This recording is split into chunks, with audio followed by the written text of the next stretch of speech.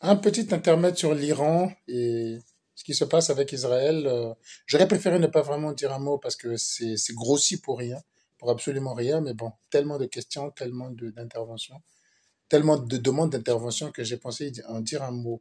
Non, il n'y aura pas de troisième guerre mondiale provoquée par l'Iran où l'Iran serait un des meneurs ou alors un maillon clé important. Non, c'est pas possible.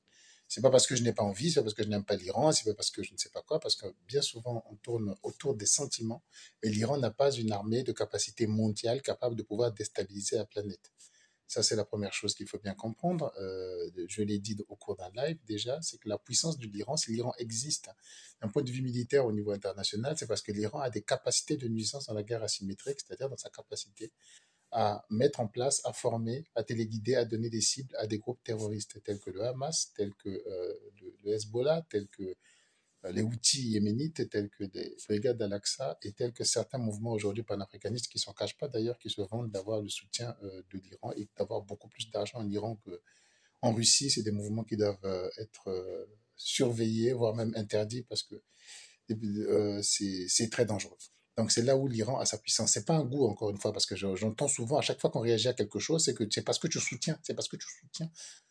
Je suis un analyste de profession et de métier et le soutien vient vraiment en deuxième position. La réalité du terrain, c'est celle-là. Donc l'Iran peut commettre des actes terroristes. Hein, la véritable réaction qui était à craindre de l'Iran, c'est celle-là. Mais il n'a pas d'armement, il n'a pas de chars, il n'a pas d'avions exceptionnels.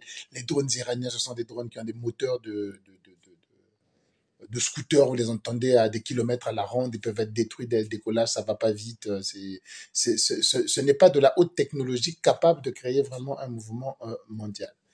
Alors, autre chose qu'on entend beaucoup dans ce qui s'est passé en Iran, en Israël, c'est que ah voilà, l'Iran vient de prouver, l'Iran n'a rien prouvé du tout, et que Israël n'aurait pas survécu sans le soutien des Américains, sans le soutien. Alors ça, c'est très marrant, et c'est peut-être même plus important que tout le reste.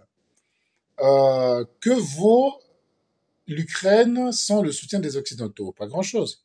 Finalement, que vaut les États-Unis sans son alliance avec les pays européens? Ce qui lui permet d'avoir des bases militaires qui peuvent encercler le monde. Ça vaut toujours quelque chose, mais ce n'est pas la même force, pas la même puissance.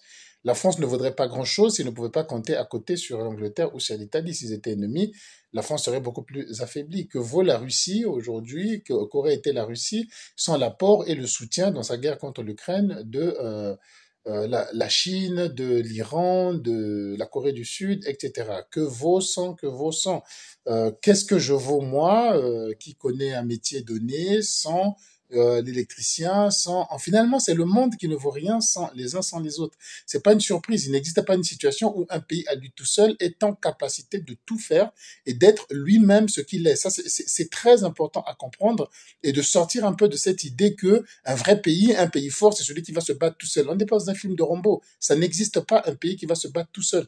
Donc tout le monde vaut quelque chose, notamment par sa diplomatie et par sa capacité à avoir des alliés. Militairement, la valeur d'un pays tient de cela. C'est comme ça. Il n'y a pas de moment d'exclusion. Mais pourtant, dans la réflexion africaine, dans la réflexion des Africains, c'est quelque chose de très central. On dirait qu'ils recherchent un pays Rambo. Voilà, mais un pays Rambo, ça n'existe pas. Le Mali ne vaudrait rien sans le soutien russe. Hier, il ne valait rien sans le soutien des Occidentaux. Tout le monde dépend de quelqu'un, tout le monde dépend de quelque chose. Et la force d'un pays, c'est pas d'avoir les armements au-dessus de tout le monde, mais c'est d'être bien équipé, d'être bien armé et d'avoir une myriade d'amis tout aussi puissants, sinon encore plus puissants, capables de venir en aide en cas de difficulté militaire, financière. Voilà, c'est ça la force d'un pays. Tout cela va de pair, tout cela va ensemble. Il n'y a pas de force isolationniste. Il n'y a pas de force isolée. Alors, dans un des commentaires, j'ai aussi entendu quelqu'un dire que, voilà, parce que j'aurais dit que, comme je viens de le dire d'ailleurs, que l'Iran crée, manipule des groupes terroristes, voilà, et revenir sur les origines. Ah non, le Hamas a été créé par l'Amérique. Je sais pas quoi a été créé par Israël. Le machin a été créé, mais on s'en fout éperdument. Le franc CFA a été créé par le franc CFA, mais comme par la France. Même si c'était vrai, mais on s'en fout éperdument. Aujourd'hui, c'est Israël qui finance le Hamas. Ce n'est pas les États-Unis. Aujourd'hui, c'est Israël qui entraîne les militants du Hamas. Ce ne sont pas les États-Unis. Aujourd'hui, c'est Israël qui donne ses cibles au Hamas. C'est pas les États-Unis. Ça ne sert à rien de revenir sur une origine. Voilà, Al-Qaïda a été créé par les États-Unis. C'est pas vrai. Al-Qaïda n'a pas été créé par les États-Unis. Les États-Unis ont appelé des gens qui voulaient bien combattre contre les Soviétiques en Afghanistan. Ensuite, ces gens se sont réunis dans un groupe qu'ils ont appelé les Moudjahidines du peuple, ensuite qui est devenu Al-Qaïda. Ça veut pas dire que les États-Unis les ont créés. Mais c'est pas grave. À supposer que les États-Unis les ont créés. Et est-ce que ça veut dire que toutes leurs actions qu'ils vont commettre à partir de là jusqu'à la fin de leur existence, c'est parce que le Créateur les aurait programmés cela dans leur tête? Ce n'est pas une bonne manière de raisonner, mais malheureusement, j'ai un peu beaucoup entendu ça autour de ce débat. Quant aux raisons, aux bien fondés des réactions et contre-réactions, à vrai dire, je m'en fiche un peu. Ce sont des guéguerres entre États qui durent depuis longtemps. Hein. L'Iran s'est toujours prononcé contre l'existence même de l'État d'Israël et promis se battre à vie pour la destruction de l'État d'Israël. Donc, ils sont à couteau tiré depuis toujours. Ce n'est qu'un épisode d'une longue lutte. Ce n'est pas parce que Israël a tiré sur l'ambassade, le consulat iranien en Syrie, qui abritait, dit-on, un général qui était la tête pensante du coup du Hamas du 7 octobre. Ce n'est qu'un des épisodes de la lutte entre Israël et l'Iran. Hein. Israël considère que son principal ennemi dans la région, c'est bel et bien l'Iran qui arme les autres, etc. À l'inverse, l'Iran, voulant détruire Israël, se prépare aussi à être détruite. Donc c'est une guerre interne. Ce sont des réactions politiques normales. D'ailleurs, l'Iran, après avoir attaqué, a immédiatement annoncé que le malentendu est clos. Voilà, donc l'intention d'aller plus loin n'est pas là, elle n'existe pas. Maintenant, cela ne justifie pas qu'Israël commette les crimes qu'il est en train de commettre en Israël, en Palestine. Donc l'un n'a pas de lien forcément direct avec l'autre. Donc c'est pas la question de vite se ranger, je soutiens Israël, je soutiens truc, moi je sais même pas à quoi ça sert.